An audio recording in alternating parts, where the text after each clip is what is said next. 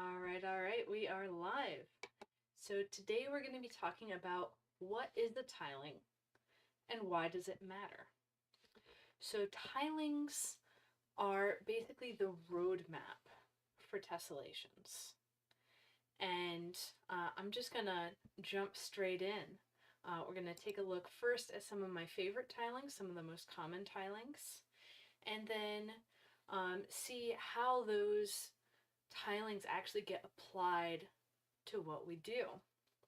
So the most common tilings, if you've been folding tessellations at all, you have probably come across the square tiling. So what I've got here on the screen looks a lot like a square grid, but it's actually a abstraction that we can use when we're doing our tessellations to say, okay, I'm going to have some square thing in this block, some square thing in this other block, and they're going to all interact. Olga, welcome. Hola. And so this tiling, we can say a couple things about it. We can say, okay, we've got these squares. Every square is surrounded by other squares. And specifically, each square has 4 square neighbors. And if I go from square to neighbor to neighbor to neighbor back to the beginning, that's always going to be a loop of 4 squares. Now, 4, that's an even number, and that's important because when we're folding tessellations, we want our, at least when we're folding twist-based tessellations, we want to have our structure set up so that we can get everything working together. And actually, let me do slightly differently. Drag this. So what we want when we have our twist-based tessellations is to have a pleat from one twist matching up with a pleat from another twist. Now these 2 square twists that I have in front of me, they have the same rotation direction. I can put my finger around in the same way and I don't run into pleats. I don't catch on the pleats, but if I flip the twist direction of one of them, and I flipped the closed one because that's the one you can actually flip with the same inner polygon, then all of a sudden these 2 pleats line up. So what we're seeing here is from one twist to the next, from one square to the next, we have to change rotation direction because these 2 have to both be going the same direction. So we can represent that in our tiling by coloring each block the color of the twist direction that we want. So for this upper square, it's a right-handed twist. I usually use red to represent right-handed. And this lower twist is left-handed. So I'm putting my thumb up in the center of the twist and then having my fingers go around in the direction. If we're looking at the crease pattern, that would be in the direction from mountain to valley. Or if we're looking at the folded form, we're going to be going around in the direction that we're not going to catch on the pleat. So that's one feature here, and we're able to alternate these colors throughout the pattern without having anything of the same color next to each other. And that's going to be really important if we want to fold a twist-based pattern on it without reversing any of our pleats in the middle. Because when we have a twist-based pattern, we're able to fold one twist and then the next, and then the next, and deal with the pleat overlaps as we go. And it's a much easier way of folding than trying to pre-crease everything and collapse all at once. Not to mention that if you do try to collapse a twist-based tessellation all at once, you're going to run into trouble because these things really have two states that they want to be in, either completely unfolded or completely folded. They're not very happy being partially folded. So that's a second view of the square tiling. Now a third view is taking a look at the connections between these structures. And so what we can do here is put a dot in the center of each box, of each tile, and draw a connection across the border of the tile to the next tile over. And so when we have that, we're able to see, okay, this is the pleat map. Where are the pleats going? And so I can say, okay, there's a pleat that will be going from this twist down to this twist. Now, when you have different twists together, like this open and closed combination, you can tell, even from just lining these up, that this vertical pleat at the bottom doesn't exactly line up with this vertical pleat at the top. There's one grid spacing difference between them. And so this abstraction of the structure is going to be really helpful when you're looking at crease patterns where you can't just fit each twist in its own block. So when I draw crease patterns, I like to lay this pattern on top. I call it the skeleton. And so when I have some complicated structure, I can just put a dot in the center of every twist, find the connection to its neighboring twist, draw a line between those. And as I build that out, I get this same, each dot has 4 lines going to 4 neighbors. As you go around, you hit 4 of them before you come back to the beginning. And that's the characteristic structure of this square tiling. So let's take a look at another tiling. This is another super common one. It's the equilateral triangle tiling. With this tiling, we've got all equilateral triangles. So our blocks are going to look something like this. We've got a closed equilateral triangle and an open equilateral triangle here. One of the things that I didn't mention with the square tiles, because it happens just with the grid, is that these blocks, these boundaries, are perpendicular to the edge of the, so the boundaries are perpendicular to the pleats. And that's important. The pleats have to cross these boundaries in a perpendicular way because these could be mirror symmetry boundaries. So the reason why that's important is in the folded and unfolded state. So no matter what, there is a flat line across this boundary. And that flat line across basically means that this will work as a tile in a tiling. So again, when we have a right-handed twist next to a left-handed twist, these are going to line up and we can put them next to each other. And there's a variety of different ways that we can connect different kinds of twists on each of these tilings. That's not what I'm going to go deep into today. But one of the ways that you can use on pretty much any of the tilings, really, is an alternating pattern. So you pick one thing for your right-handed twist, you pick another thing for your left-handed twist.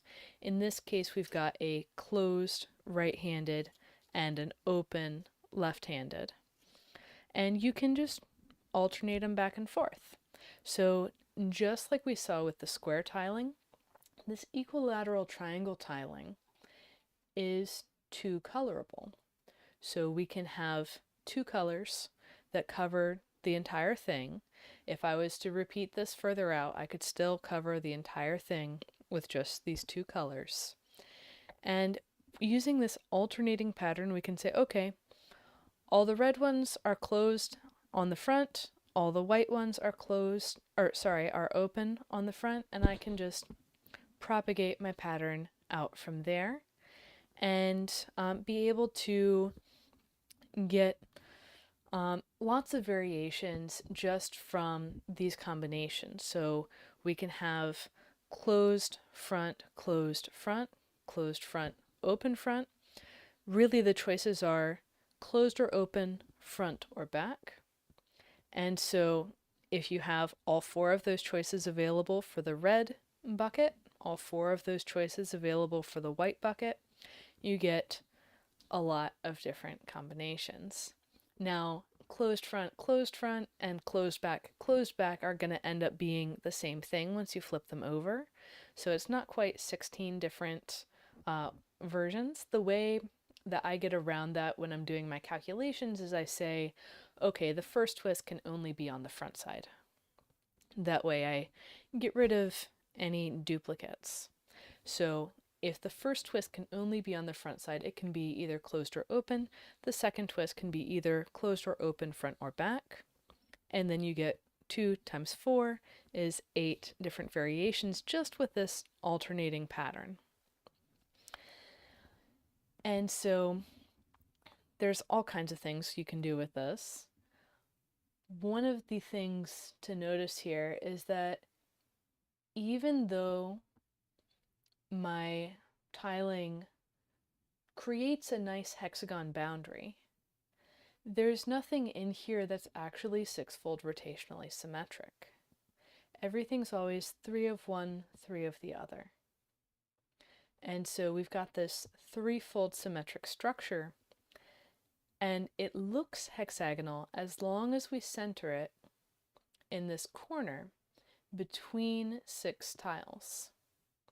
So the characteristic loop here with the equilateral triangles tiling is going to be these 6 tiles. And everywhere we look, we see 6 tiles, 6 tiles, 6 tiles. And that shows up in the skeleton as well, where we see only loops of 6. So each triangle has 3 triangle neighbors, and it creates loops of 6. So when you're folding, and you've folded a few triangles already, and you want to know, like, oh, is there just 1 triangle left in this spot, or are there 2? You can count the other triangles in the loop and say, okay, are there 4 or 5 triangles here? Because I need 6 total.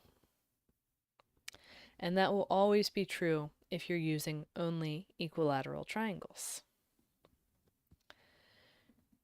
And these, so one more, and then I'll switch to the more exotic ones. Oh, over here. This is the hexagons and triangles tiling. So now we bring our hexagons into the mix. Again, you can see I've cut off these boundaries perpendicular to the direction of the pleat so that when I open this up, I still end up with a straight line. So for certain tessellations, we would be able to just plug this tile directly in to the tiling, plug another tile next to it. I'm going to flip this triangle so it's now left-handed to go next to this right-handed hexagon, and we would be able to just plug and play into the tiling. But for all of our other choices, we're going to need to rely on that skeleton to tell us where exactly things are happening. So one of the things that's interesting with this tiling is we really have that alternation emphasized. So every hexagon has only triangle neighbors. Every triangle has only hexagon neighbors. And so when we look at those two colors, that we need to have each shape with different colors that's next to each other, then we can see all of the hexagons have one color, all of the triangles have another. And for the longest time, I thought that this was the only way to arrange hexagons and triangles, but I'll come back to that at the end. It's not actually the case. So then when we look at our skeleton, we can see, okay, the hexagon is going out to meet triangles, the triangles are going out to meet hexagons. We actually get this lovely rhombus pattern. And if you're familiar with quilting, you'll recognize this skeleton outline as the tumbling blocks pattern. So this kind of characteristic pattern is super useful when we want to fold or design a tessellation. And we can see some more about this hexagons and triangles pattern. I have another diagram here. And I also have some choices that can be made with the hexagons and triangles here to show you. So when we look at the more extended pattern, we can see that it's not just like, oh, there's 6 hexagons out around, but instead we have many, many hexagons. This is an infinite pattern that can go as far as we need it to. Again, the skeleton is going to be our guide in saying, okay, this actually does fit with this pattern, or this does not fit with this pattern. And so when we look at the symmetries involved, we can say, okay, if we take as much symmetry as is available here, and I'll zoom in so it's a little easier to read, we're going to have 6-fold rotational symmetry in the center of each hexagon. So I'll bring this one up. That means whatever comes out of the hexagon has to be the same on each pleat. And then 3-fold rotational symmetry around each triangle. That's saying whatever comes out of the triangle has to be the same on each pleat. Now, this is not the only way to use this tiling pattern, but we're going to stick with that for today. And so for this example, I have a closed hexagon and closed triangles. You can also do open hexagon, open triangles on the same side. You can mix it up, do closed hexagon, open triangles. And of course, you could do open hexagon, closed triangles as well. You can also do closed hexagon, open triangles on the back. And again, when we're looking here, we're looking for, okay, are all 6 of these pleats out of the hexagon going to the same thing? Do they all go the same distance before they reach the same kind of twist in the same location? In this case, coming out of the center of that closed hexagon, I've got 1 grid spacing before I hit the corner of an open triangle. And then I can use the center of that open triangle to then say the same thing about the other 2 corners of the triangle. Am I going 1 grid spacing before I'm disappearing into a closed hexagon? Likewise, we can have open hexagons surrounded by closed triangles on the opposite side. And just the same, are these closed triangle corners coming exactly to the corner of this open hexagon hole? Are all 6 of them doing that? That is how we know that the hexagon is 6-fold rotationally symmetric. Likewise, for these 3 hexagons on the corners of the triangle, are they all interacting exactly the same? That's how we know that we have 3-fold rotational symmetry around the triangle. And then we can kind of mash these two together. We can have closed hexagons surrounded by closed triangles on the back. And likewise, we have that one spacing to reach the triangle corner, and it's going to be that same one spacing all the way around. And so when I'm using hexagons and triangles in this way, I'm always going to have 6 pleats coming out and then interacting with 6 triangles from the hexagon. I'm always going to have 3 pleats coming out from the triangle and interacting with 3 hexagons from the triangle.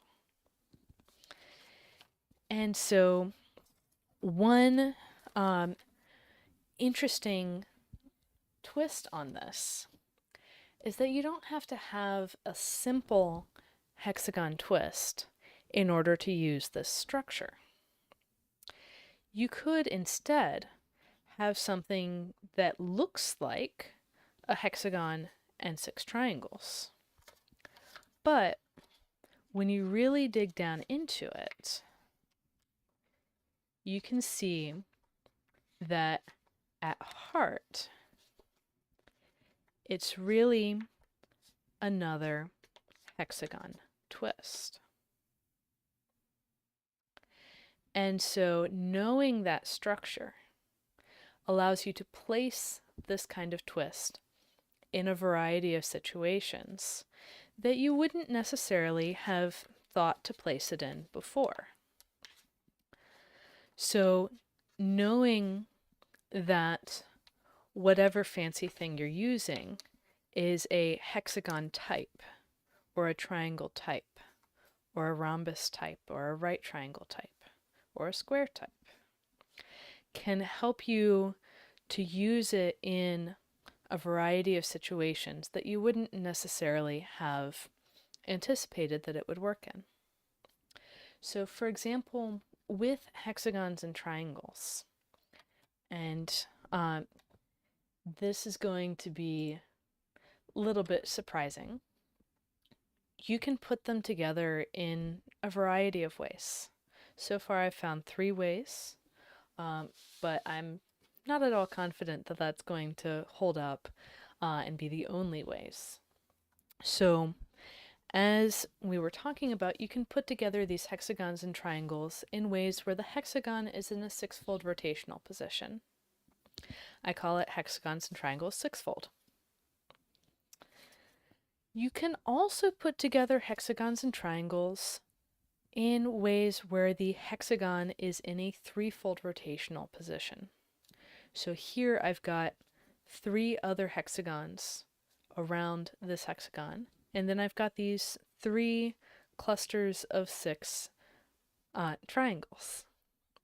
And this hexagon is interacting with 3 and 3, not 6.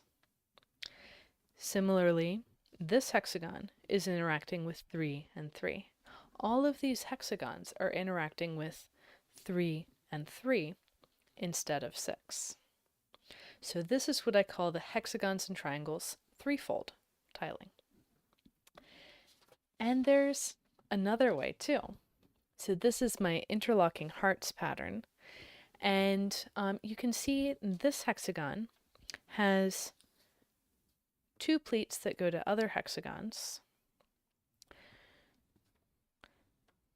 2 pleats that go along these long edges, and 2 pleats that go a very short distance before running into a closed triangle twist.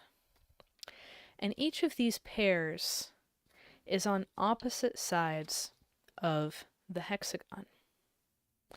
So these opposite sides, and these are rotationally symmetric, are twofold rotationally symmetric. So you get one from one side, one from the other, getting two. And this pattern also happens to have mirror symmetries in these directions. You'll also see mirror symmetries with twofold rotational symmetry. And I'll be talking a bit more about that at my Fold Fest talk on Saturday.